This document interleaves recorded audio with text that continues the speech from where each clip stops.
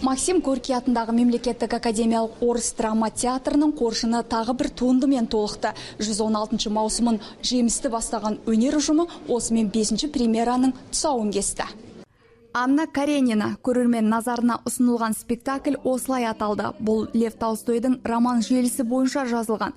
Танымал туындының балеттік нұсқасы бар. Кинода түсірілген. Бұл жолы төл туындыдағы оқиғаны сахна төрінде орыс драма театрының майталмандары баяндады. Себебі Анна Каренина шығармасы өткен ғасырларда жазылғанымен әлі күнге дейін өз өзектілігін жоғалтқан жоқ.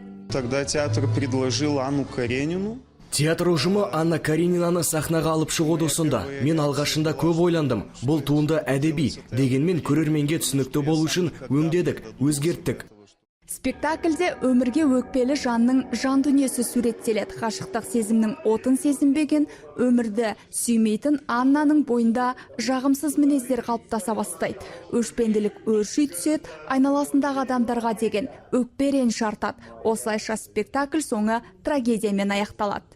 Я ее не оправдываю, я ее и не осуждаю. Менің кейіпкерім өзіме ұнайды. Мен оны ақтамаймын да, талқыламаймын да.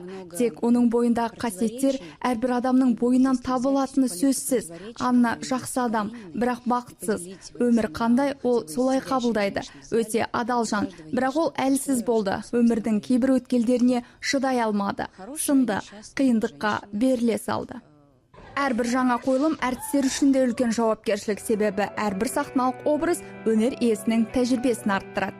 Спектакль о любви, о том... Вронский мен сомдайтын кейіпкер. Ол өте адал жан, өз отбасының, яғни өзінің ұрпақтары болғанын қалайды. Бірақ ол мақсаттарына қол жеткізе алмады. Себебі сүйгенінен айырылады, сосын соғысқа аттанады. Спектакль бір сарынды емес, сондықтан біріне ұнаса, енді бірі ұнатпауы мүмкін. Дегенмен екі жақсы пікір біздің жұмысымыздың шыңдалуына алып келеді.